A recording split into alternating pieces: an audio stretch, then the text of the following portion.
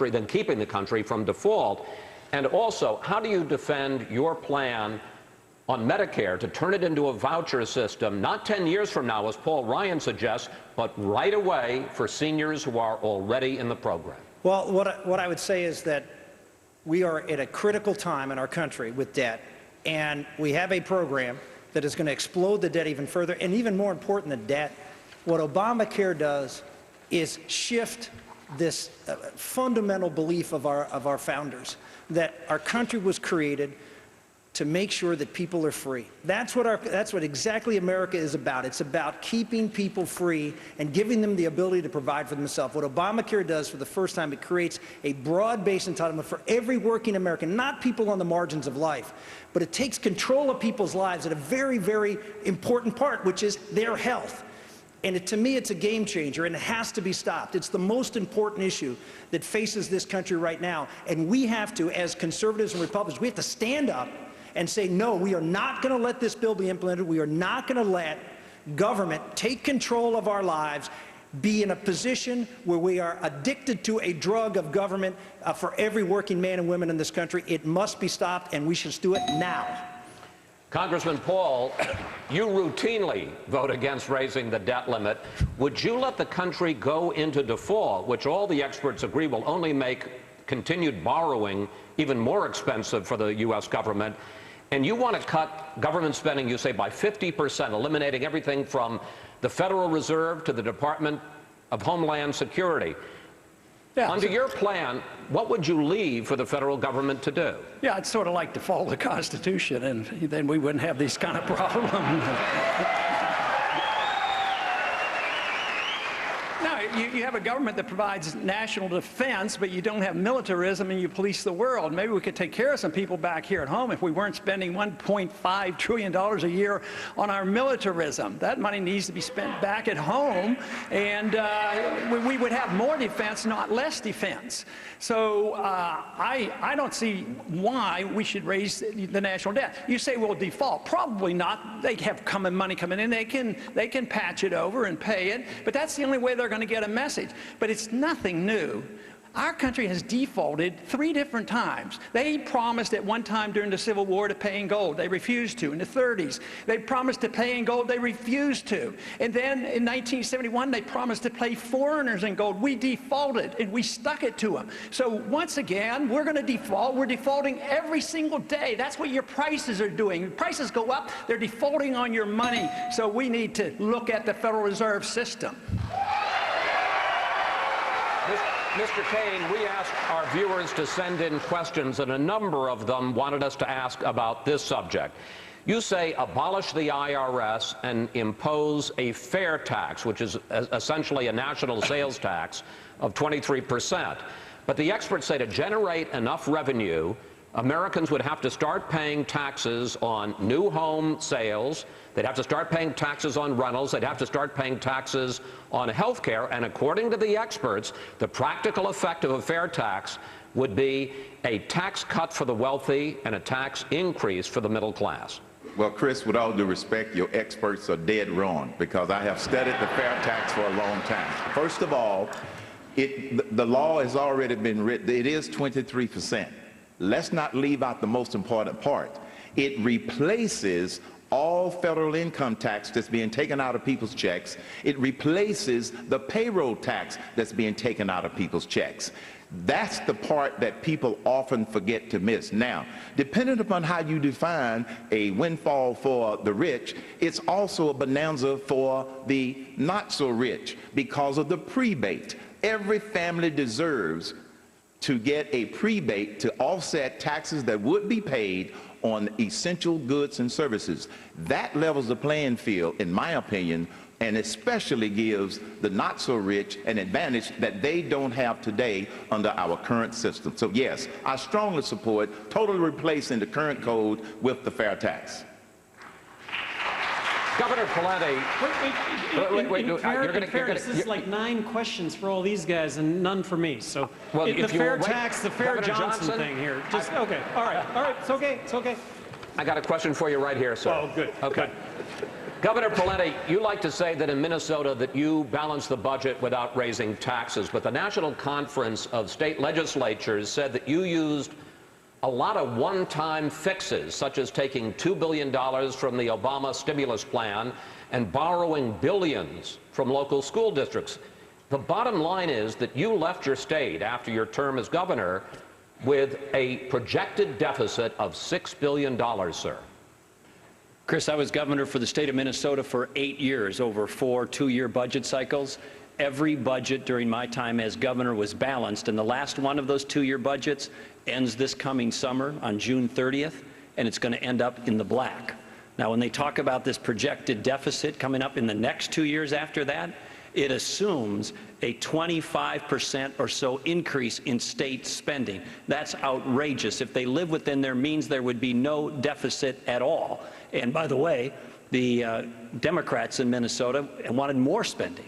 So this idea that there's a deficit and I left it in Minnesota is not accurate. This two-year budget cycle ends in the black this summer, and the 2 years after that is a projection, and it's based on preposterous assumptions. But if I may make a follow-up, and you have 30 seconds to answer this, sir, one of the reasons that people talk about a projected deficit of $6 billion is because of all the borrowing you took from local school districts, and as a result, the state has to pay back the local schools $4 billion. Well, actually, the deferral of those payments to schools was something that I wanted to make permanent through an executive action called unallotments and asked the legislature to make them permanent. They refused, and this is a matter of public record. So they're the ones who chose to do it one time. By the way, in this session, now that it looks like they're going to make them permanent. They should have done it when I asked them to do it the first time.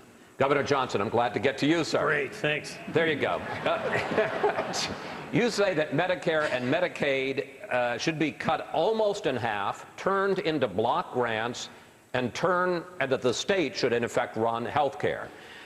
Won't Democrats be able, in the 2012 campaign, to tell seniors, if they follow your plan, that the Republicans want to take away their Medicare? Well, first of all, we're on the verge of a financial collapse.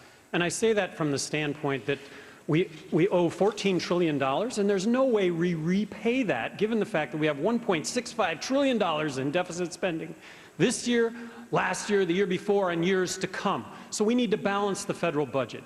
And to do that, we need to start out by talking about Medicaid and Medicare. And I think by cutting Medicaid and Medicare by 43%, block granting the states 50 laboratories of innovation, all out in this notion of best practices, would in fact develop best practices for the delivery of health care to the poor and those over 65. And that if we don't do this, we're going to find ourselves bankrupt, which is where we're finding ourselves. In New Mexico, as governor of New Mexico, Medicaid was fee for service. I changed that to managed care. It was a 25% savings. If I would get Medicare, I could have implemented that same 25% savings. Federal government do away with the mandates and the strings, 43% doable. Thank you, sir. And Governor, we promise we'll be Chris. fair and balanced with the question time. Fair and balanced, We promise. that's what I was thinking. Shannon Bream has the next round of questions on immigration. Shannon. Thanks, Brett. Mr. Cain, you have said that sometimes states should be empowered to enforce laws the federal government will not. When it comes to Arizona's controversial SB 1070 immigration bill, Congressman Paul has said laws like that can be harmful, even dangerous to innocent Americans. Did Arizona go too far? I don't believe Arizona went too far. Let's first make sure that we are talking about solving the right problem. The immigration issue in America is not one problem. It's 4 problems. It's securing the border, enforcing the laws that are there, promoting the path to citizenship that we already have. We don't need a new path. We've got to clean up the bureaucracy in the process. And then number 4, this is where I believe you empower the states to do what the federal government cannot and is not doing. So no, Arizona did not go too far. They were simply trying to protect themselves. I believe in empowering the states to do what this federal government cannot micromanage out of Washington, D.C. Thank you, sir. Senator Santorum, you've worked against a path to citizenship and for making English the official national language of the United States. Right now, as the White House and Democrats are actively renewing their outreach to the Hispanic community, does the GOP run the risk of alienating Hispanic voters? My father came to this country when he was 8 years old. And when I used to go visit my grandparents, my grandmother didn't speak English.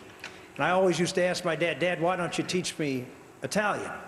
He said, "Because you're an American, and you need to learn the English language. That's the language of success in America." We're not doing anybody any favors by not teaching them a language that's going to empower them, not just here in this country, but frankly, it's the most powerful language in the world. So I don't apologize for that. I think that's an important thing, and I think most people who come to this country understand the importance of the English language and how it has to be the language of this country. As far as the president outreach to the Latino community, the President of the United States had a year where he had complete control of the legislature, could have passed any bill he wanted, and they didn't even take a vote in the United States Senate, and he never proposed a bill. This is a political issue for the president. He's playing political games with a very important group of people in America. We need to stop the political games and get the solutions, and that's not what they're doing in Washington. Thank you, Senator. Governor Johnson, another question for you. You've said we should make it easier for immigrants to come here and work in the United States, and that Republicans should stop using scare tactics and vilifying immigrants. You also refer to a, quote, amnesty grace period. What is that? Well, first of all, I start with the premise that immigration is ultimately responsible for tens of millions of jobs. So creating tens of millions of jobs as opposed to taking away of jobs. I think that we should make it as easy as possible to get a work visa. A work visa would not be citizenship, it wouldn't be a green card, but it would be a background check and a Social Security card so that applicable taxes would get paid. Immigration needs to be about work, not welfare. With regard to the 11 million illegal immigrants that are here in this country right now, I think we need to recognize that the government's the main reason they're here illegally. They've made it impossible to get a work visa. So set up a grace period whereby those 11 million can get a work visa, not citizenship, not a green card, but a work visa. Document those workers. And then so when it comes to building a fence across 2,000 miles of border, when it comes to putting the National Guard arm in arm across 2,000 miles of border, in my opinion, that would be a whole lot of money spent with very little, if any, benefit whatsoever. Thank you, Governor. I'm going to change the topic back to foreign policy. I'll share this round with Juan next to me. First, Mr. Cain. President Obama justified his intervention into Libya, saying as president, he, quote, refused to wait for the images of slaughter and mass graves before taking action. Yet in Syria, the administration has not acted, despite hundreds of protesters reportedly being killed at the hands of President Assad. Which action, in your mind, is the right one? Neither, for the following reason. We should start with, what's the objective? That's number one. Secondly, how does it relate to the interests of the United States of America? Thirdly, is there a plan for victory? How do you define that? In both of those instances, those things are not clear. We need a real clear national security strategy with every nation on the planet, friend or foe. We obviously didn't have that, because you can see between those two examples inconsistencies in the president's decisions and in his actions. And even in Libya, when the civil strife first started out, he was supporting the exposed leader. Then he changed. So that meant that we didn't have a very clear strategy or a very clear definition of what we were going to do if the situation escalated, which is exactly what it has done. Juan? Governor Pawlenty, in a recent interview, you faulted President Obama for saying U.S. policy is to depose Libyan dictator Gaddafi, but then failing to send U.S. special forces to do the job. Wouldn't your policy result in either chaos or prolonged U.S. involvement? Well, Muammar Gaddafi is someone who has American blood on his hands, Juan. He killed Americans as they flew, and others, as they flew from Europe to the United States some years ago. He killed Americans in a disco in Europe. Ronald Reagan tried to kill Muammar Gaddafi in the 80s. He missed him, not by much. I wish he would have gotten him. President Reagan was right in that regard. I called for the establishment, or at least the threat, of the no-fly zone. I think one of the first national voices to do so on March 7th. Had the president been decisive in that moment, The rebels had taken over most of the country geographically. They had the momentum. They had Gaddafi on the ropes. He was openly talking about leaving voluntarily, according to news reports, and we could have shoved him out at that moment. Now, what the president did is waited the better part of a month. He waited for the Arab League to give him permission. He waited for the United Nations to pass a resolution, and then he made the mistake of saying, and by the way, American policy is to make Gaddafi go, but now he has his hands tied by the United Nations and has subordinated our decision-making and options to that pathetic organization in many respects. I would never put the United States in that untenable position. If the president says Gaddafi must go, he must go. Senator Santorum, U.S. and European intelligence officials are now saying there's no doubt active or retired Pakistani military provided some aid and protection to Osama bin Laden when he was living in that compound for up to 6 years. Considering that, would you cut off the $3.2 billion annually the U.S. provides to Pakistan? I think we're in a situation where we have to engage the Pakistanis at a level that we haven't done before. We have tolerated a lot of bad behavior on the part of Pakistan, particularly in the area of Waziristan, and we have not done what President Bush did originally, which said you were either with us or you were against us. We need to go to the Pakistanis and engage them and say, look, we are fighting a critical battle for the security of our country in Afghanistan. You're either going to side with the United States or we're going to deliver ultimatums such as you're not going to have the aid that we have provided. We need strong leadership. We don't need, as the President's advisor said, leading from behind. We need, in a dangerous time for our security, a president out there in front saying to the Pakistanis, you either cooperate with us in Afghanistan or there will be consequences, and one of the consequences should be aid. Pakistan is a nuclear-armed country. The leaders there are concerned about terrorists taking them over. House Speaker John Boehner just this week said this is no time to back away from Pakistan, insisting aid should continue. I'm not talking about backing away from Pakistan. I'm talking about engaging the Pakistanis in a serious discussion. But what about the aid? I'm asking them to participate in a joint effort. I want to engage Pakistan. I think Pakistan can be a vital ally. I've been a very strong supporter of Pakistan in the time that I was in the Congress and supported that aid package. Pakistan is vital to our security interests in that region, but they have to be a partner, not an antagonist. And what we saw, if that proves out to be the case, is clearly someone was not being a good partner to us in that region. Juan. Congressman Paul, you've expressed concern that Israel will act unilaterally and start war with Iran. You've also said you fear that the United States will condone an Israeli attack on Iran. How does President Paul plan to stop Israel from acting? I think Israel has to do what they think is in their best interest, and they shouldn't have to come and ask us permission. If they have border problems or if they have trouble with Iran, they didn't ask us permission to bomb the nuclear site in Iraq in the early 1980s, and I think that was fine. But I think they become too dependent on us, not only for money, and they economically become dependent, they become dependent in that they can't even work toward peace with a country that we might not like them to do it.